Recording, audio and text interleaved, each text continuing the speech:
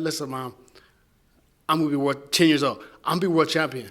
I'm going to be great. I'm going to be one of the great fighters. Don't even worry about it. You're all right.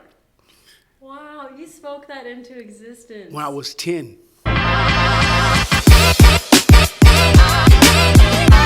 everyone, it's Aaliyah Orozco, and I have the honor of being joined with the one and only Boxing Hall of Famer, Sugar Shane Mosley. Thank you so much for joining me. How are you today? I'm doing good. Thank you. Of course. There's been a lot going on this year, which is really exciting. So let's start there. Do you feel, in your opinion, boxing is moving in the right direction, having all these big fights being matched up? There's been some pretty big fights this year. Man, I'm pretty excited. There's a lot of big fights and a lot of good fights. I'm excited to see the next one. Who's the next one? What's going on? The next one's with Jake Paul. Yeah, he's going to do his thing, man. He's looking really good, sharp, fast. I think that the training, the coaching staff did a great job. And which is third Chambers, Jay Leon Love, and myself. So I think that everything is going according to plan. We got to talk about the Sugar Shane Mosley era. What was the most rewarding part for you in your career? I think it's like 2 or 3 parts to it. So let's hear it. We got time. So the first part. Would be win my first lightweight title, world title. It took me a long time to actually get a title shot because people were afraid to fight me. Mm-hmm. Well, a record of 20-0, 19 knockouts, or 22-0, 21 knockouts. Who was like I'm that? not trying to get in the ring with him. That's pretty much everybody's knocked out, So it's like they didn't want to do that, and I was really a buzzsaw, so I would sit there and poke away until you fail. If I knocked out the first round, I'm trying to get your second round. That second round, third round, fourth. Like I think I knocked out somebody in every single round, from 1 to 12, and all the knockouts I had. Like I think I knocked out a person first, second, third, fourth, fifth, the different rounds, all the way through. You were at it. So I was at it. But I would say the first title fight was really rewarding because I fulfilled my goal, my destiny, my goal of being a world champion. That's what I wanted. And then the second fight that was really good was with me and Oscar De La Hoya in 2000. That was a big one. That let people know who I was. Mm-hmm. That I have arrived. I swept the lightweight division. Now I'm jumping up 2 weight classes to fight Oscar De La Hoya, which is supposed to be, he was the man. Yeah. So to beat him and to beat him in front of like all those celebrities, all those people, there was so many people around the ring. Oh, that was probably that's the first time that I actually looked around the ring, like because usually I get in the ring, I look a little bit, and then but I jumped in the ring and because that my fight was right a day before the final Lakers finals when they fought when they played against who was it? They played against Indiana Pacers. Okay. They played against. Another big one. They played against. 2000, In 2000, it was 2000. So it was the day before my fight with me and Oscar, and we were the first fight at Staples Center, ever. Really? Yeah, we was the first fight at Staples Center. We opened it up with the boxing, me and Oscar De La Hoya, in 2000, June 17th. Oh, that's my mom's birthday. Wow, June 17th. I'll never forget that. June 17th. So we opened it up, and then the next day I got a chance to go to the playoff game, the last game. They won the game, the last one. So that whole weekend for you. Oh, it was crazy. I was on cloud 9. I'm like, man, it was crazy. But like I said, walking in the ring, just think about it. If you look outside the ring and you see just nothing but people that that you've seen on TV, just row after row. Then you go this side, row after row. You go this side, row after row. Go this side, row after row. You just see. I mean, just name it. Everybody. I could name different people, but just anybody you could think of, Will Smith and all of them. I mean, just everybody. I mean, I would just say just. I know Will Smith would already had me right there. I mean, just everybody. I mean, everybody. You can think about it, yeah. And you won, so like and then that I won, yeah. moment even more rewarding, having all those people. Great, but that's the first time I actually walked in the ring and looked around and not starstruck, but oh my God, really? Arnold Schwarzenegger and what you got over there? You just look around. It wasn't boxing I know all the boxers the Roy Joneses and all that, right? Sugar Leonard. It was all the A-list celebrities. The A-list celebrities are all around the ring, and I was like, wow. That is a moment. Oh my gosh. And this is before the fight. So I'm like, oh man, now Oscar gotta come out and he does his thing. But yeah. And what about your third moment? The third moment, I think Didn't you say there was three? There were three. There was three. Like I think that highlight my career. Yeah. All the fights are great, but the third one was when I fought Margarito at the Staples Center. Okay. 2009, and it was I was a 7-1 underdog. Wow, when you came in an underdog. I was the underdog because he had just beat Cotto, stopped Cotto, right? And then they found the hand wraps, and then it was like they found the hand wraps and we had him take them off, put some more on, and I went in there and basically I did kind of what Crawford did with Earl Spence. It was almost the same type of thing. Really? Yeah, so I kind of like dominated him like that, and then I knocked him out in about the ninth round. Was it technical knockout or actual like? It was like I hit him put that through the towel's flying. I hit him with the right. It was actually the same exact round. Actually, that's funny. Stop. I just thought about it. It's the same round, the ninth round. I pretty much executed him the same way Crawford did with Spence. It's almost identical.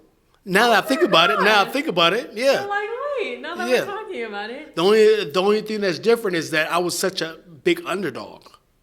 Whereas Crawford, it was 50-50. But me, I was just like an underdog. Like, There's no way. There's no way he's 39 years old. Whichcomb was younger, so I was 39 when I fought. Wow. So I was almost 40, and it's like, he's not gonna. Whichcomb's gonna beat him, and that was supposed to be my last fight, pretty much, to retire, and but I like really put that number on him. So nobody was expecting that then. Everyone was. They wasn't expecting it. They came in, it was all Margarito. They left chatting Mosley. Oh, that was probably such a moment for you. Man, that's what I'm saying. That's the third moment. That was the moment. I can imagine just like the thrill. All three of those just sound like, oh my gosh, you were definitely on cloud nine. Yeah. And it was so many people there. And that was the biggest fight at the Staples Center ever. I mean, no, not even fight. That was the biggest event at the Staples Center ever. Congratulations! Yeah, thank you. Oh my God, this is so fun to talk about. You had such a rewarding career. Did you grow up confident, or is there any experiences in your life that really helped you gain that mental power? It was something when I was a kid. I'm very competitive. Yeah. So I'm one of those guys that have to win. I'm like, Terrence is like that too. Terrence Crawford's like that too. I have to win. Have to. Not a choice. It's not even a choice. If you look at my first 22 fights, I was like 21-0 with 20 knockouts, or 22-0, 21 knockouts. I was knocking out everybody. And then even after that, even after I won the world title, I got 8 more knockouts. Straight now, all my title defenses at lightweight were by knockout, all 8 by knockout. Gosh. So I was the kind of guy that when I got in the ring, they knew it's like I was the green-eyed monster, so they called me. It's like I just transformed. And I think that it's like, in my mind, it's like there's a plate of food in the center of the ring. And it's like, who's going to bring that plate of food back to that family? Who's going to eat? Mm-hmm. Wow. You going to eat, or so we're going to give it all. I'm going to eat. So true. I'm going to eat. And he said, oh, no, I want to eat. No, I want to eat. I'm the big dog. I'm going to eat. This is my ring. Mm-hmm. So then, from that point, that's why I made that transformation. It's more of animalistic killer, but really, I'm tamed at the same time. But I really want to eat. Mm-hmm. I really want my family to eat. And that's what it's about. And that's what it's about. They're about to eat. They about to eat. You were ready. I was ready. So that was the difference. Yeah. What was it like? I always have to ask, just like in those moments for you. Like, I just can't imagine going in a ring. There's just like hundreds of thousands of people screaming your name. At first, was it like hard to even mentally deal with, or did you kind of just like thrive off that? What was it like for you going in that ring? Well, I was the one, I kind of blocked everybody out. So I didn't really notice that once I got into that zone, that mental zone, it was kind of like I'm directing all my attention to that person across the ring and everybody around. Yeah, I mean, I hear things here and there, but it's like it's only me and him. It felt like it was only me and him in the ring. It's only me and him, and we're gonna figure this out. Mm-hmm. And I gotta win. You gotta eat. I gotta eat. I think that's such a crazy experience. Well, I know your son's also a boxer. I got to interview him before, Shane Mosley Jr. Has it been different, like kind of seeing your son in the sport now, has it changed your perspective of boxing at all, or just like now sitting and watching in the ring instead of going in there and eating? Well, not really. My perspective is the same, and that's what I was teaching Shane is that, he has all the speed, the power, movement. He has different things, different qualities that, we both share. I said, the main quality for any champion, doesn't matter what sport, any champion is right here. This is where they win. They win the mentality of and their belief in themselves. That's any champion. You can go to Kobe, Jordan, or you go to the football players, you go to baseball players, all the soccer players, was it Macy and them? It's all here. Like they all can run up and down the court and they have all this power and strength or speed or whatever. Everybody has that, right? You can get that, but you can't get this. You have to get this by believing. So that's where the real fight is. Yes, true. Your mental health is like the biggest thing. That's the biggest thing. I know that always like fascinates me that so much of our world is like all just mental. It's mental. It's how much you believe. And when you believe it, you send that energy into the world. And lots of times it happens if you really, really believe. I so believe in that. That's why I always do believe. That's why I'm sitting here right now. That's right. So would you say you were born for this then? Like I was born for the reason why I chose boxing. And a lot of people, I said the story a few times, but the reason why I chose boxing was because it was one-on-one and because it wasn't a team sport. Wow. Because I believe that I wanted it better than anybody. It better whether it's basketball, football, whatever. It's a team. But if it was me one-on-one. They couldn't, in my mind, when I was 8, 9 years old, in my mind, they couldn't beat me my size and my age. If you're my age, my size, you can't beat me. Because I'm beating guys way bigger than me in any sport, way bigger than me, taller, heavier, whatever, and I'll beat them. And I'll still try to beat them. But if you're my size and my weight, it's a wrap. I'm going to be world champion. I told my mother when I was like 10 years old, I was like, you know what? I'm going to be, she said, quit when you're like 14, 15. You need to get your brains all beat up or whatever. I said, listen, Mom. I'm going to be 10 years old. I'm going to be world champion. I'm going to be great. I'm going to be one of the great fighters. Don't even worry about it. You're all right. Wow, you spoke that into existence. When I was 10. Wow, that story. Was your mom so proud when it happened? Oh, I mean, but see, my mother knew I was a maniac too because she's the one that sent me to the gym with my father. She said, you know what, take your son to the gym so he can burn some energy off so he can go to sleep, so he can go to school tomorrow. So I could burn his energy up because I had too much energy and I couldn't want to go to sleep. So she's like, you know what, take your son to the gym with you. So he did. And like I said, it was one-on-one. I'm like, oh man, this is my sport right here. This is meant for me. This is meant for me from 8 all the way on till 46 when I retired. Wow, oh my gosh. So from 8 to 46, boxing. Your whole life has been boxing. My whole life is boxing. And now you're a trainer, and now your family's in it, your son's in it. Your grandson, because I talked to your son about that, like what it was like for him. He's doing really good. He looks good, man. He's moving really good. Jazz 1-2s. You see a little bit of it. He's doing good. He's gonna be good. What is that like for you being able to see your legacy be passed on from your son and now your grandson? Like that is a huge moment. Yeah, that's amazing. It's amazing to see that. My son is doing well and actually training people and doing well in fighting. And then my grandson, he's going to be doing well.